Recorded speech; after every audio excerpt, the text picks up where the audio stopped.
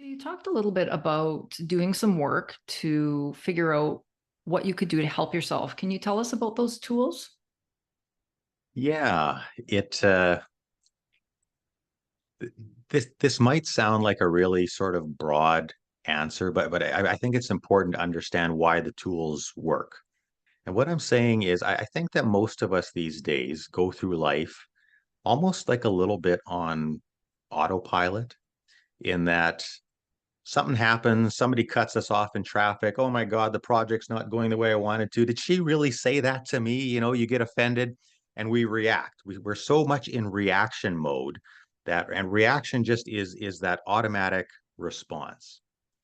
And I find some of the best ways that we can deal with stress is to kind of calm things down a little bit more and get back to just being present and being conscious and actually choosing how we want to deal with situations. So when you are reacting to something, you are not choosing how you want to deal with that situation. So the most powerful tool, Lisa, that I share in my sessions, and of course I have many tools and sub tools and ways to build on this one powerful tool, but I have one principle.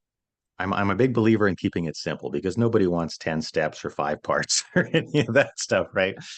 And so I give people one principle that I truly live my life by, and I call it the chill and choose principle. And the chill and choose principle is as simple as it sounds. It is in that moment of stress, something's wrong, where you want to react. The first step is always to chill out a little bit, to calm down. You need to go because we know about what your brain does when you're stressed out. It's the brain that is emotional. It's the brain that says really terrible things that you shouldn't have said.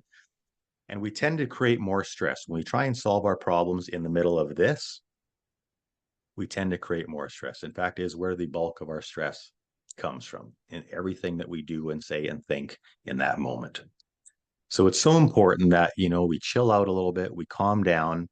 And I believe wholeheartedly that every single one of us already believes this, knows this.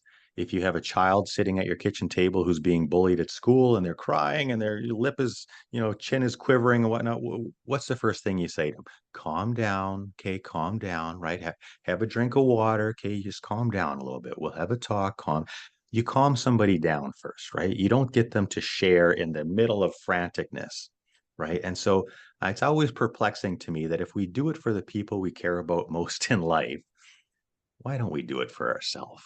Right. And so calming down, of course, in my session, we go through all the different chill tools, right? All the different ways, but essentially it's simple, right? A chill tool is getting away from the situation, taking your dog for a walk, sitting and meditating, putting on a song you like. It gets your mind off the stressful situation and lets you calm down. And then when you are in a calm, better place and that emotional part of your mind has had a chance to calm down, I actually ask people to here's where we kind of get conscious and we get present and we actually choose how we want to handle that stressful situation. And one of the most powerful, I think, questions we can ask ourselves is, so what can I do? How can I help? Most of the time when we're in emotional mode, we're not thinking about how we can help. We're thinking about how can I one up that guy? How can I look smarter than them? How can I get back? Revenge, all that sort of stuff, jealousy, all the bad emotions creep in.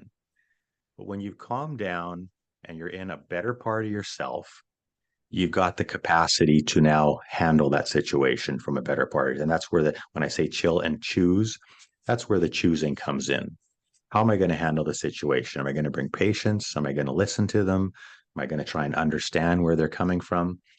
And I always say these are two words that when you use them to any degree, you have to get a better result in that situation. Any degree of calming down, any degree of choosing a better way as opposed to reacting, you will get less stress or you can potentially eliminate the stress of that situation altogether.